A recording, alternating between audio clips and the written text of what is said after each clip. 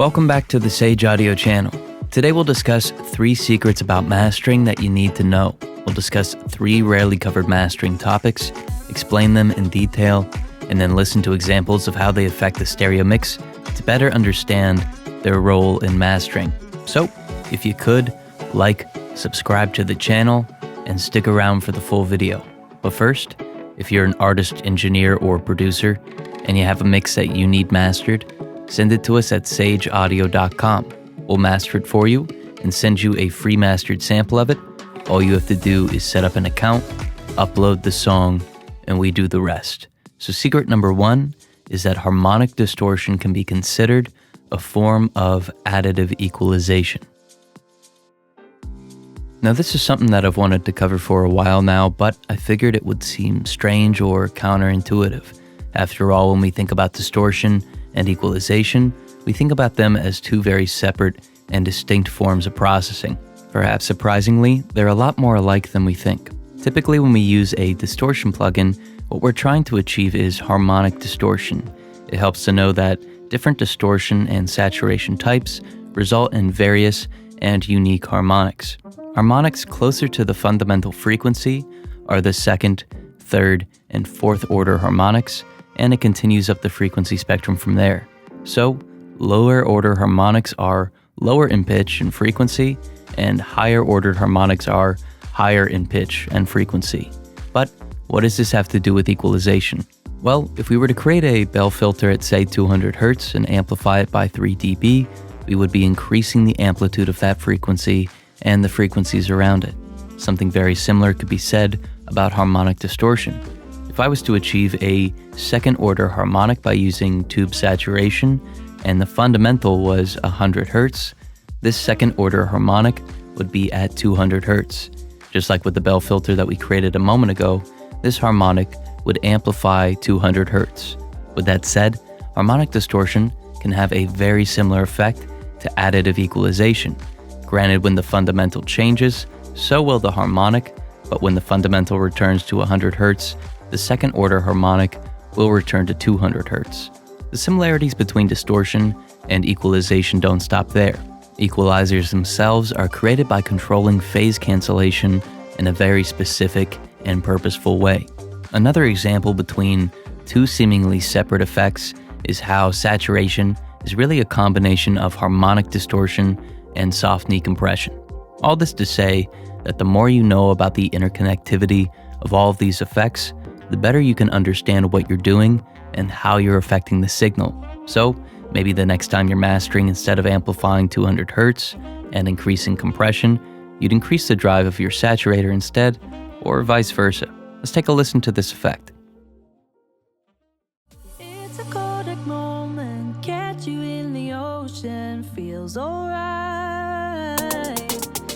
I know what you feel, 'cause I feel it too. I know what you feel, so good. I know what you feel, 'cause I feel it too.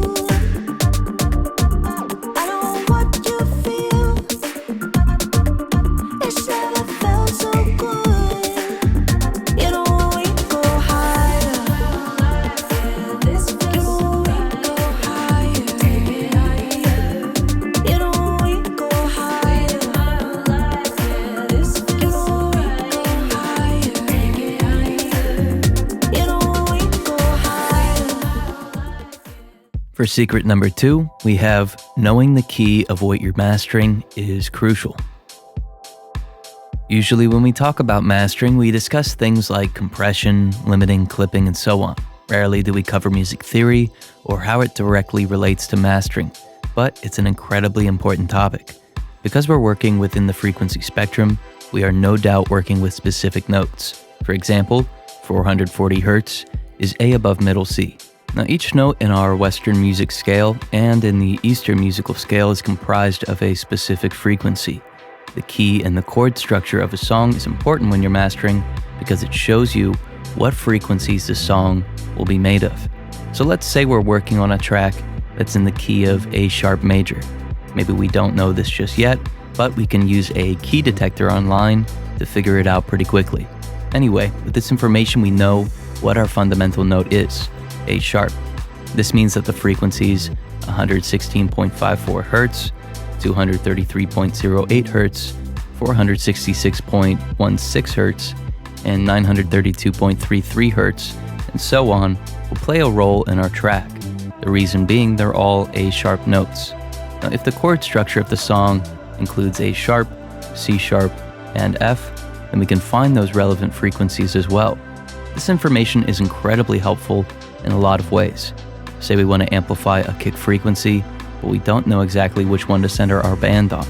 Now we now know that 43 Hz and 86 Hz will work well since they're both F notes. However, something like 61 Hz wouldn't sound as good since it's a B, which is out of our A sharp major key. Now, I'm definitely no expert on music theory, but with a little bit of research and help from online sources, I was able to find a lot of information I needed for this example and then convert it back into something I did understand, like frequencies and equalization. Let's take a listen to this effect applied on a stereo mix. It's a Kodak moment, catch you in the ocean, feels alright. I know what you feel, 'cause I feel it too. I know what you feel, it's never felt so good. What you feel,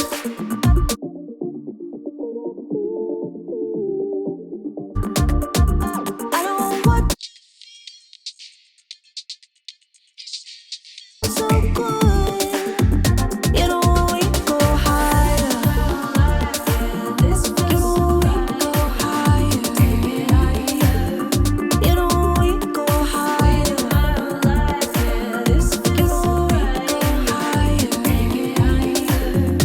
know we go higher. You know we go higher. You know we go higher.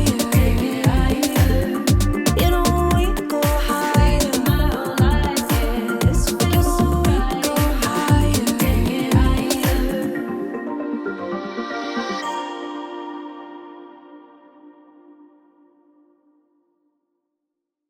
Last up, we have when mastering for a client, use additive equalization before the limiter.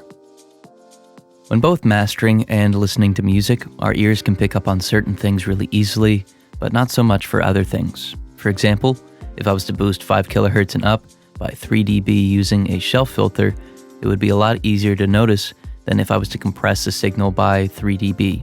The reason being, our ears are a lot more sensitive to changes in the high frequency spectrum than they are to a reduction in the dynamic range of a sound source. And we can use this info to save ourselves a lot of time when mastering for a client. If we perform our subtractive equalization, compression, and saturation, odds are a client isn't going to say something along the lines of, "Hey, I don't like the attack and release times that you used for your compression." But they might say something like, "I wish the high end had more air." By placing your additive equalizer near the end of your chain, you can add more of the needed frequencies without having to consider how that's going to affect the rest of your chain. This way, you can quickly make a revision that'll address the issue your client is concerned about, and it'll take less time. Granted, if there are issues with your compression, your saturation, or other aspects that you used, you should definitely address that and make the best master that you possibly can. But if the master is already sounding great, however, the client's preference is for one set of frequencies to be accented more than another set, this is a great solution. Let's take a listen to it.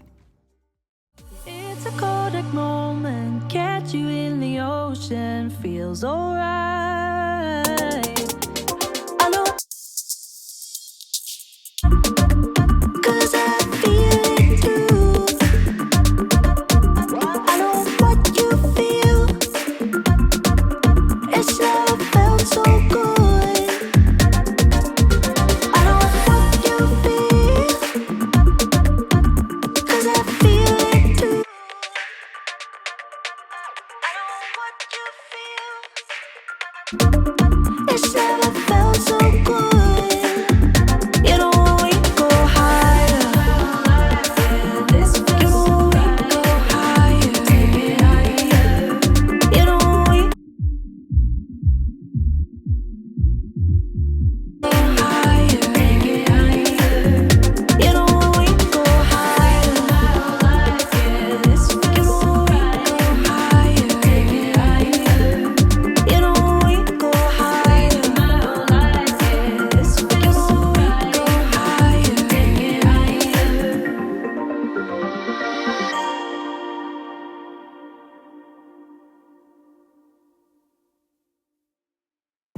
So these are our thoughts on these 3 mastering secrets, but what do you think? Let us know in the comment section below.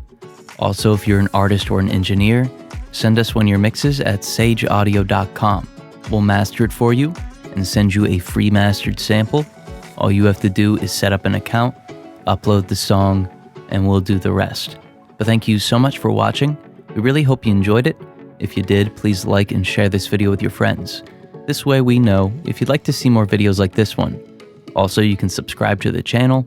We release new videos every week, and subscribing is the best way to stay up to date. There's a comment section where you can leave your thoughts on this video, or you can make a suggestion for a future video.